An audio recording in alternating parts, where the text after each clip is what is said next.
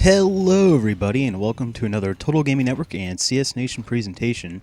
As always, this is Zips, and today we're going to be taking a look at FireFall, the beta for it from Red 5 Studios. I've had some time with the beta before this, and you can just see me running around the little place called Copacabana right now.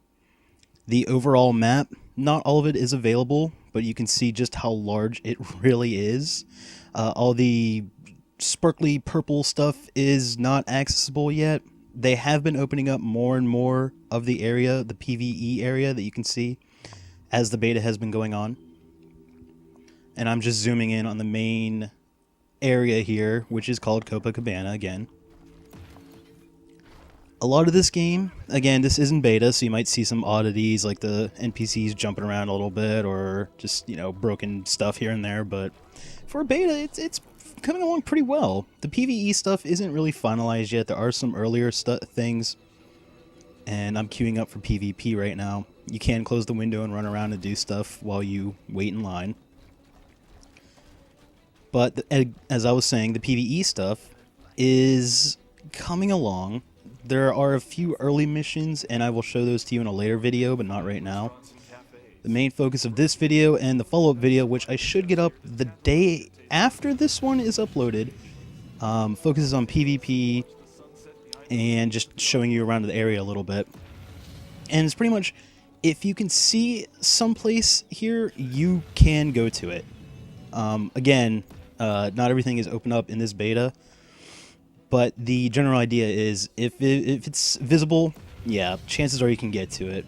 And skilled jumpers and skilled jetpackers can probably find their way up in even higher locations than this. It's a beautiful looking game. I normally run 1080p on a mix of high settings, a couple things on medium, a couple things disabled. There is a huge frame rate hit on some of the visual effects when you go up to very high. And you can see here there's a little ability to glide around for a little bit of quick travel.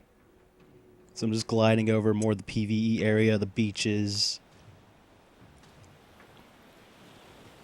You saw a couple enemies down there. And just like that, the queue for the PvP has ended, and I'm going to the Sabotage game mode. Basically, one team attacks, one team defends. There are 3 cap points. The attackers, they are called the hackers, try to access the communication centers, while the defenders obviously try to defend it. It can get a little imbalanced, as you will see throughout the course of this. If you have higher level people on your team, you very often steamroll the other side, and just so happens that in this instance, we were on the very much the losing end of this. But it's still, it's a nice way to check things out here.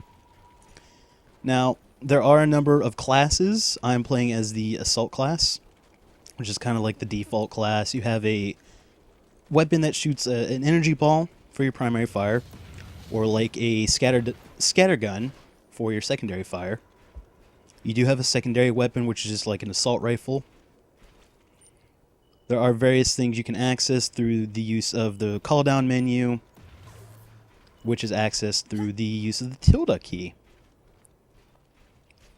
And as usual with most games of this variety, there is a period where the defenders can set up defenses. Engineers can obviously set up turrets and such. Oh, and I should mention here, you can go into first-person view if you really want to. I don't particularly care for it. I actually prefer the third-person view that you can see here. You get a bit more of a look around your surroundings. This is the assault rifle. And we're just waiting to begin.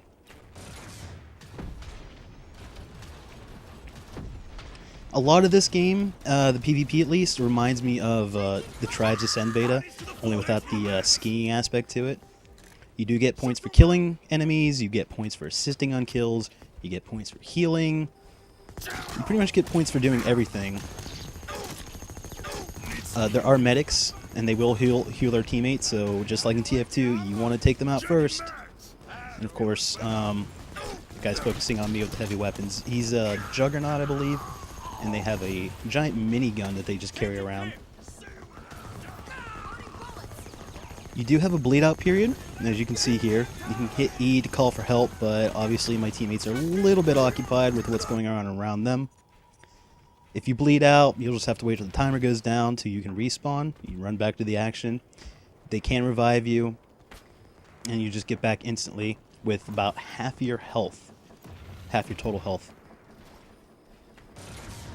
The jetpack is not unlimited. You can see the bar on the right going down as I fly up into the air.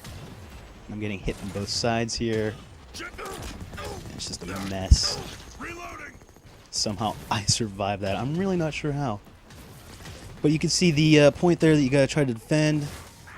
The attackers will run up to it. They gotta hold down E to set the it's like a, I think it's a virus type thing where they access it. Again, beta, so some things are a little bit odd there. Like that guy, his animation looked a little bit broken. Danger. Of all the game modes, this is probably my second favorite. There is another one which has multiple cap points that are all available at the same time. And both teams are constantly attacking and defending at the same time. I like that one more. And I will show that to you in another video. Again, this one's just for Sabotage.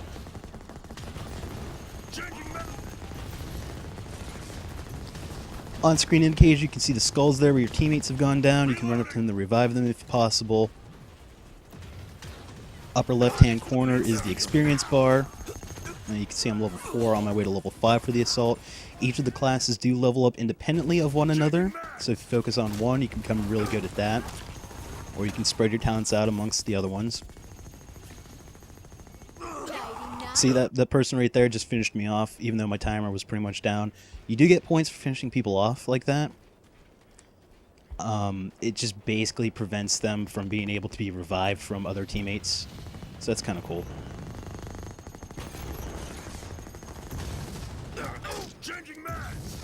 Here we go. Just like that. Each class has their own finisher move. They all look, you know, visually unique. Another one. There you go. See, 25 experience for the finisher and 150 for the kill itself.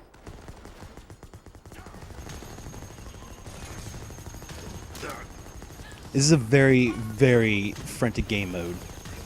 There's constantly stuff being shot at, blowing up, all these colorful lasers and beams going around.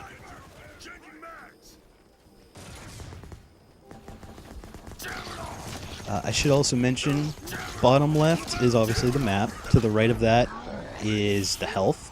And so I went down to 0 there. And I'm back, and probably about to die again. Immediately to the right of my health is basically the hotbar. Number 1 for the assault is a bit of a jump up into the air and he slammed down, which I'm gonna, there we go. You cause damage within an area. I do apologize for this little freeze up here. This is actually a pretty common thing in the beta right now. Like I said, they're still working on it. It's still a beta in every sense of the word. So little hiccups like that are expected every once in a while. I am not a high enough level yet to have any other abilities really. The number 4 there you saw was for a sonic hammer, which is mainly for PvE. You use that to find areas that you can mine, and we'll show that in another video as well. Here we go. You can actually change classes in the spawn area. So now I went to engineer, and we'll see how well I do with this. You do need, they call them just wrenches, to build things and upgrade them. The gun shoots out either healing beams for turrets and repair stations, or the alternate fire will actually shoot very dangerous dangerous shots. They will harm enemies. Primary fire will not harm any enemy. It is unlimited ammo for that, thankfully. Turrets, so far as I've seen, they can be upgraded to a couple different levels. I've only been able to upgrade them to, say, level 2. You do need more wrenches and such to upgrade them further. I'm healing it. I don't know why it doesn't need healing. It's already just put down. Repair stations next to turrets will help them to stay up. They will actually repair turrets and humans, which is pretty cool.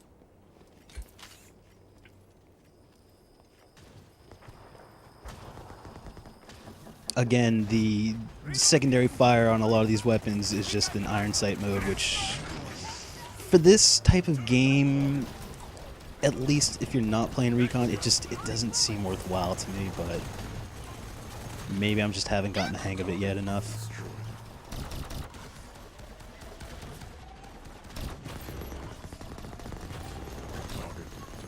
Finish him off just in case a teammate came by.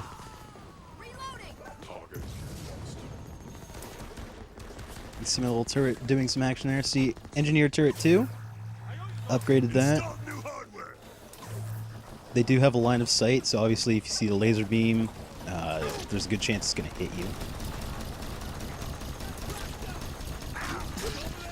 Later on, there's actually a point where, and I believe this is in the second video, where you can actually strafe around some of the lower level turrets and take them out if you're quick enough without them actually harming you. But I guess that's the price you pay for having a low level turret. Each spawn area is protected by those little walls there. You can go in and out if it's for your team. The enemy cannot enter them, and there are multiple exits, so the chances of them just spawn camping you are pretty low. It has happened before previously in the beta. You can only set down turrets where it gives you the blue icon indicating that you can. And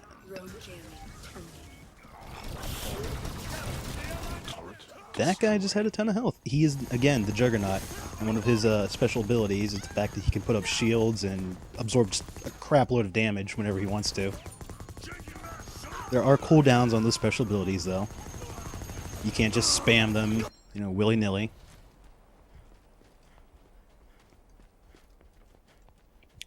Each teammate has their own specific icon over their head. You can see the person in front of me has a crosshair, so he is a recon, meaning they snipe. Another one with a wrench, another engineer.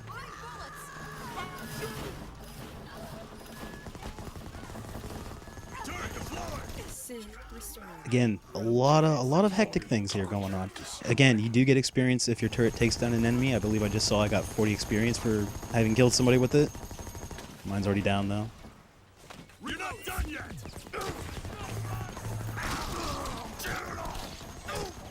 I really like this here too. I'm down. There's a teammate right there.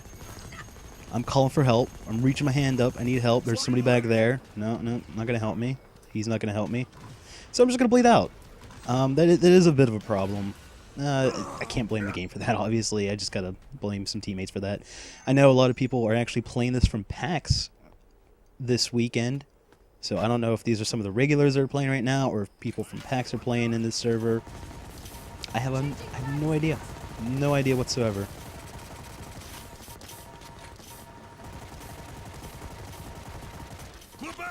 I'm also only level 1, as you can see, with my engineer. And pretty much every class except for assault. So my chances of... just jump on the guy's head. My chances of actually doing well, pretty low, unless I get extremely lucky here. This nice, lovely pink turret.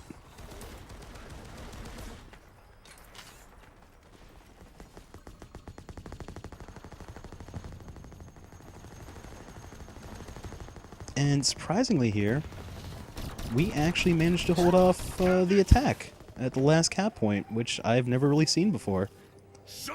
So part 2 is going to be coming, and part 2 is going to include us as the attackers. And I'm also going to show off a little bit more.